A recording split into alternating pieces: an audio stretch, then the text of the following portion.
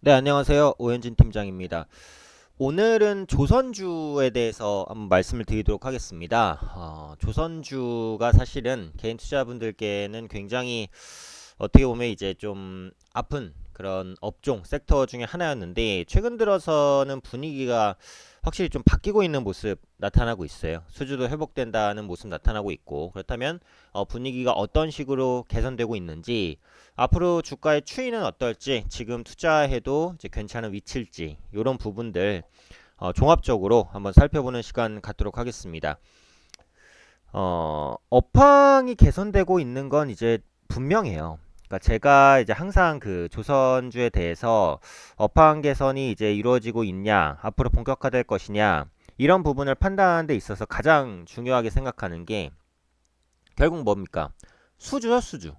이 앞에 제가 써드린 대로 수주가 회복될 것이냐. 이제 이 부분이 가장 중요한데, 그러니까 예전에는 그 조선사들이 수주를 아예 못하진 않았고 종종 수주를 했었어요. 근데 종종 수주를 했었던 게 뭐냐면은 특수선 부분, 뭐 예를 들면 FPSO라든지 부유식 원유 저장 설비를 말합니다. 또 유조선이라든지 이런 특수선 관련된, 그 유가 관련된 이런 특수선의 수주가 간간히 있었어요. 근데 궁극적으로 이런 것들은 그 전반적인 조선 업황과는 그렇게 크게 상관이 없을 수 있는, 오히려 유가와 이제 연동성이 높은 그런 수주고, 실제로 이제 조선 업황이 개선되려면 벌크선과 컨테이너선 같은 상선에 대한 수주가 회복이 돼야 됩니다. 그러니까 뭐 간단히 설명드리면 이제 벌크선이라는 것은 이제 조금 그 배인데 약간 대충 생긴 배예요. 대충 생긴 배라고 하면 되나? 그 무슨 화물 같은 거 이제 잡다하게 실을 때 원자재라든지 이런 부분들, 그러니까 차곡차곡 쌓을 필요가 없는 그런 자재들, 이런 것들을 주로 실어나가는 게 벌크선이고, 컨테이너선은 그 컨테이너 박스 아시죠? 네, 컨테이너 박스 이렇게 이제 배 위에 이렇게 쌓아서 이쁘게 쌓아서 이제 상품 같은 것들을 그 수출할 때 나르는 그런 것들이 이제 또 컨테이너선이다라고 보시면 될 것 같아요. 그래서 궁극적으로는 이런 상선이 살아나야 조선사가 살아나는 겁니다. 근데 이제 그런 부분이 있어요. 일단 조선주가 살아나려면 해운업이 먼저 살아나야 돼요. 그러니까 조선이라는 게 결국은 배예요, 배. 배를 많이 만든다는 것은 뭐죠? 그 배를 통해서 무역이 어느 정도는 일어나고 있다라는 겁니다. 그러니까 배라는 게 처음에 이제 그 생긴 목적이, 큰 배 같은 경우에는 A 대륙과 이제 뭐 예를 들면 A 대륙과 이제 B 대륙이 있으면 이 부분을 그러니까 연결해 주는 거잖아요. 그러니까 물이 있을 때, 물로 이렇게 출렁출렁 돼 있을 때, 네, 배가 여기 하나가 떠서 네, 여기까지 운반을 해주는 거 이거잖아요. 그래서 결국은 이제 글로벌적으로 무역이 어느 정도는 좀 활성화가 되거나 회복이 돼야 돼요. 그러면은 배의 운송이 많아질 거고, 그 이후엔 어때요? 배의 필요성도 높아진단 말이에요. 그렇죠? 그러다 보니까 선박에 대한 발주가 진행이 되고, 무역을 할 때 필요한 배는 벌크선이나 컨테이너선입니다. 컨테이선이라고 했네요. 네, 뭐 중요한 건 아니지만 컨테이너선이면 컨테이너선, 벌크선이나 컨테이너선이란 말이에요. 그래서 이런 부분들이 이제 회복이 될 때 조선업이 살아난다라고 보는데, 최근에는 벌크선과 컨테이너선의 수주도 뭐 이렇게 빠른 속도는 아닙니다만 점진적으로 회복되는 모습을 보여주고 있어요. 그러다 보니까 조선사의 대표주라고 할 수 있는 현대중공업도 우상향하는 모습들 나타나고 있죠. 또 상징적으로 나오는 기사가 뭐냐면, 올해 중국을 제치고 그 8년 만에 수주 1위, 중국 제치고 수주 1위 달성 유력한 상황입니다. 원래는 그 국내 조선사들이 압도적인 세계 1위사였어요. 근데 언제부턴가 이제 중국의 그 수주를 조금 뺏기면서 전체 수주 물량에서도 매년 물량적으로는 중국에 밀리는 모양새였는데, 올해 8년 만에 중국을 제치고 수주 1위를 다시 한번 되찾을 가능성이 높다는 겁니다. 그래서 이런 부분들이 조선업의 회복과 국내 조선사의 경쟁력이 아직까지는 좀 살아있는 부분이 있다는 것을 의미하는 것이다.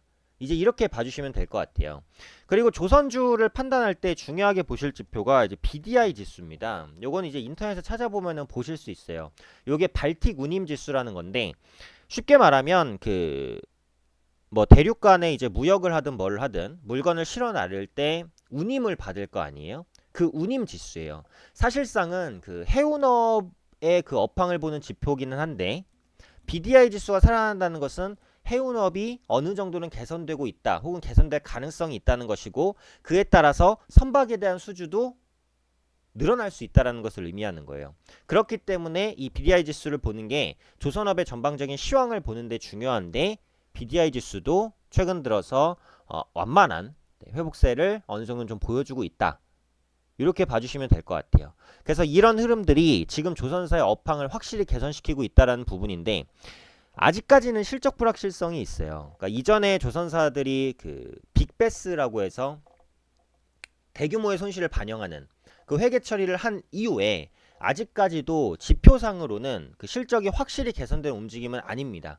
그러니까 실적적으로 봐도 이게 뭐 대우조선의 해양인데, 그러니까 수치적인 실적은 대우조선 해양이 그나마 이제 다른 종목보단 좋아요. 근데 삼성중공업은 여전히 이제 적자고, 현대중공업도 아직까지는 이제 흑자로 추세적으로 돌았다라고 보기는 조금 어렵긴 하거든요.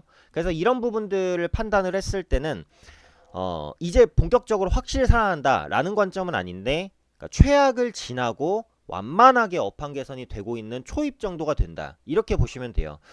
물론 이제 앞으로 그 미국과 중국의 무역 분쟁이 해소되지 않고 지속적인 악화 구간을 걷게 된다면, 실제로 그래서 글로벌 무역이 위축된다면 이건 해운업뿐만 아니라 조선업에도 직격탄을 날릴 만한 악재입니다. 그런데 그렇게까지는 안 될 거라고 이제 시장이 어느 정도는 예상을 하고 있는 상황이고요.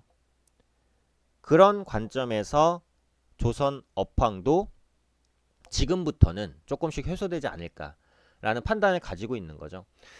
그리고 국내 조선사의 지금 평균 PBR이 0.7배 수준이에요. 그래서 최근에 이제 주가가 올라왔음에도 불구하고 아직 뭐 수치적으로는 저평가라는 거죠. 물론 PBR이 낮다고 뭐 무조건 주가가 올라간다, 이런 개념은 절대 아닙니다.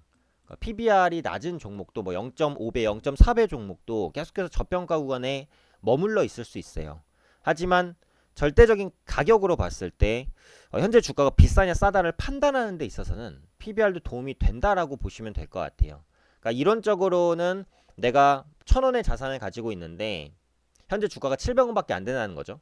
PBR이 0.7배라는 것은, 물론 그걸 다 팔아서 현금을 회수한다는 건 그냥 이론적인 것이고 실질적으로 그럴 수 없다라고 봐야 되지만, 어쨌든 밸류에이션 상으로는 크게 부담스러운 수준은 아니다라는 거예요. 그러면 이제 조선주를 지금부터 사도 되느냐? 근데 그렇게 생각하진 않습니다. 좋은 얘기 실컷 하고 왜 그러냐면, 제가 말씀드린 이런 부분들이 사실은 상당 부분 반영이 된 거거든요. 현대중공업도 보시면은 최저가가 93,700원, 몇 달 전이었으니까 엄청 오래된 건 아니에요. 지금 바닥에서 거의 한 40% 정도 올라왔어요. 그리고 기술적으로도 이전 고점, 특히 14만원대의 이 저항대라는 것이 만만치가 않습니다. 제가 다음에 이제 기술적인 분석에 대해서도 교육 강의를 한번 올려드릴 생각을 가지고 있는데, 기술적인 고점 부담이 지금 있는 위치란 말이에요. 그래서 이 부분을 당장에 쉽게 뚫어낼 거라고 생각되지는 않아요.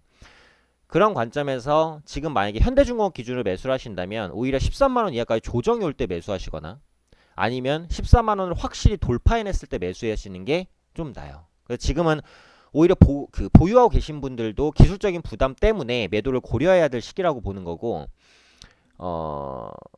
유가가 하락하고 있습니다. 유가 하락은 조선사에는 그렇게 좋은 소식은 아니에요. 왜냐면 FPSO나 그 LNG선, 유조선 이런 부분들이 유가가 높을 때 아무래도 발주가 좀 많아지는 경향이 있는데, 최근에 국제유가가 하락하고, 저는 물론 제가 유가에 대해서 찍은 영상도 있습니다. 못 보신 분들은 이전 영상 한번 보시면 될 것 같은데, 지금 위치에서는 바닥 잡고 완만하게 반등할 가능성이 높다라고 봐요. 근데 빠른 반등보다는 반등이 나와도 완만한 반등일 것이다 라고 생각을 하고 있기 때문에, 이런 부분들은 조선사에는 조금 악재고, 아까 말씀드렸던 기술적인 부담도 있죠. 그래서 그런 부분들 때문에 앞으로 조선사가 살아날 것으로 보여지긴 하지만 주가 측면에서는 조금 부담스럽다는 거예요. 대우조선해양도 비슷하단 말이에요. 이전의 고점 이게 어떻게 보면 약간 쌍봉처럼 만들었잖아요. 그리고 약간 밀리고 있는 추세입니다. 60일 이평선의 지지가 나와줘야 되는데 이 부분의 지지를 하지 못하면 재차 밀릴 가능성도 충분히 염두를 해둬야 된다는 거죠. 삼성중공업 같은 경우가 지금 차트적으로는 제일 싸 보여요. 근데 이거는 못 간 이유가 있거든요. 그러니까 현대중공업 같은 경우 이제 조선사 중에서는 가장 대형사라고 볼 수 있어요. 그리고 업황 개선에 대한 기대감이 부각되면 아무래도 그 업종을 대표하는 종목이 가장 먼저 움직일 수 있습니다. 그런 관점에서 현대중공업은 플러스 알파를 줄 수 있고, 대우조선해양 같은 경우에는 특수성 부분에서 수주가 조선 3사 중에 가장 높아요. 그런 관점에서 실적 가시성이 가장 높은 조선사고, 또 최근에 이 이슈가 있었죠. 세계 최대 자산운용사 블랙록의 계열사 블랙록 인스티튜셔널 발음이 어렵네요. 트러스트 컴퍼니 NA가 장내 매수를 통해서 대우조선해양 주식 123만 주를 추가 매입했어요. 주식을 샀다는 거는 어쨌든 그 기업의 주가 상승에 대한 가능성을 좀 더 높게 본다라는 쪽에 무게를 둘 수 있잖아요. 그래서 그런 부분을 전반적으로 감안을 했을 때는 대우조선해양 같은 경우에도 투자에 대한 메리트가 좀 있습니다. 그러니까 결론을 내려드리면 조선 업황은 앞으로 점진적이지만 회복세를 보일 것으로 생각을 하고 있어요. 그렇기 때문에 충분히 관심 업종으로 두셔도 되는데, 지금 당장 조선 3사를 매수하기에는 기술적인 부담이 좀 있습니다. 그래서 기술적인 위치에 대한 부담 때문에 조금 이제 주가가 흔들렸다가 뭐 다시 가든지 할 가능성도 높아요. 그래서 지금 상황에서 조정받을 때 오히려 매수라든지 아니면 전고점을 돌파할 때 매수하든지 하는 게 낫다라고 봅니다. 그래서 보유하고 계신 분들도 매도나 비중 축소 당장은 그렇게 보시는 게 나을 것 같고, 하지만 장기적으로 보자면 궁극적으로는 주가 회복 쪽에 조금 더 무게를 두고 있습니다.